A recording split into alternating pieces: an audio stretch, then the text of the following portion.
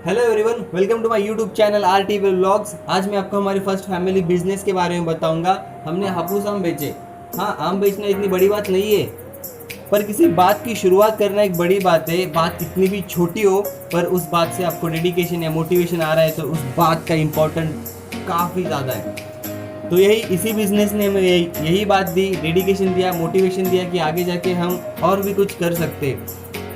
मैं आपको profit video के एंड में बताऊंगा कि इसमें से हमें कितना प्रॉफिट हुआ। लॉकडाउन में सब घर पे पड़े थे, सबके दिमाग में कुछ ना कुछ आ रहा था कि कुछ तो करना चाहिए। तो हमने ये सोचा, मेरे पापा के एक दोस्त थे जो पेन में रहते, उनके हापुस आम के पेड़ है, तो हमने उनसे बात की कि आपके जो आम है हम यहाँ पनवेल में लाके बेचेंगे। और ट्रांसपोर्ट का भी इतना कुछ इशू नहीं था, पेन टू पनवेल।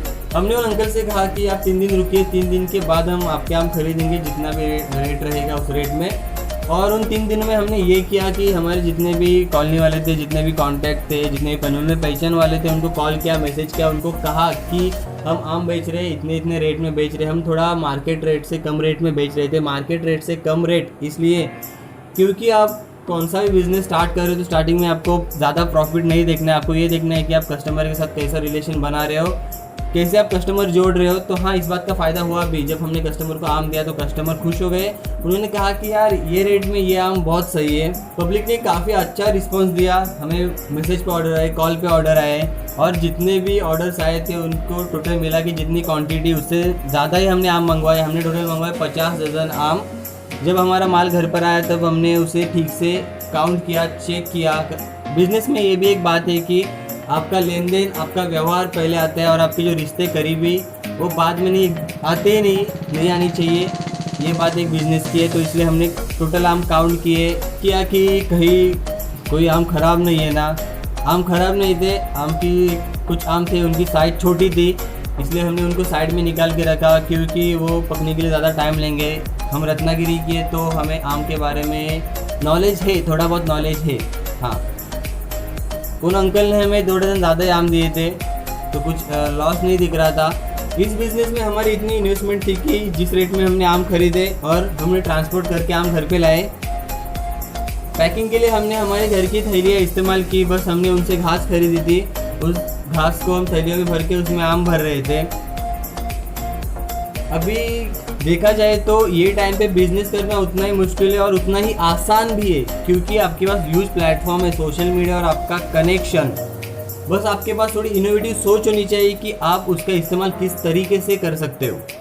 हमने यही किया। पहले हमने कॉन्टैक्ट में जाकर, हमने पहचान वालों में जाकर उनको बताया कि ऐसा ऐसा कर रहे हैं, और उन्हें हमको ऑर्डर्स दिया और उस ऑर्डर के हिसाब से हमने आम मंगवाए। तो इस बात का हमें ये फ़ायदा हुआ कि हमारा माल था वो ज़्यादा देर तक घर पे पड़ा नहीं रहा, क्योंकि हमारे पास ना ही शॉप था, ना ही गोडाउन था। हमें उस माल को लाकर फटाक से बेचना था, और उस माल को हमने बस 4 घंटे में बेचा।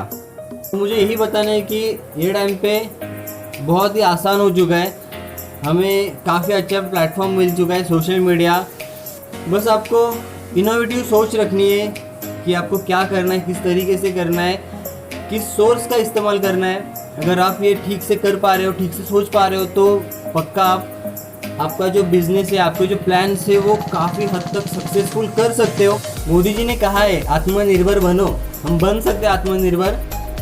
आपको बस लिख के लेना है कि आपको क्या करना है, कहाँ तक करना है, क्या इंपॉर्टेंट है, क्या परमानेंट है, क्या टेम्प्रेरी है। इस बिज़नेस ने हमें यही सिखाया, कॉन्फिडेंस दिया, डेडिकेशन दिया कि आगे जाके अभी हम बहुत कुछ कर सकते हैं। आपको अगर किसी चीज़ के लिए परफेक्ट वे मिल गया ना, एक परफेक्ट लाइन मिल गई ना, और आप उस पर बने रहे, तो आप काफ़ी आगे तक जाओगे। अभी बात करते हैं वापस हमारे बिज़नेस की। जितने भी ऑर्डर्स हमें आए थे, हमने जितने ऑर्डर्स पैक किए थे, कई कस्टमर ऑर्डर्स लेने के लिए घर पर आए।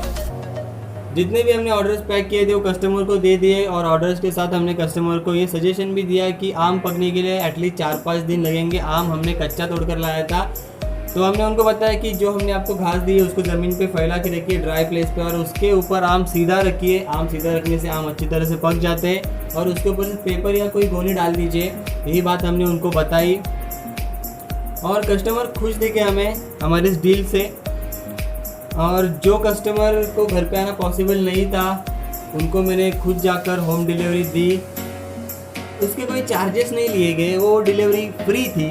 क्योंकि हाँ, बोला ना, स्टार्टिंग में प्रॉफिट नहीं सोचने का, थोड़ा हार्डवर्क ज़्यादा करो। और यहाँ पर किसी भी लॉकडाउन के नियमों का उल्लंघन नहीं किया गया, प्रॉपरली मास्क वेयर किया, प्रॉपरली सोशल डिस्टेंसिंग फॉलो की, खुद को सैनिटाइज किया।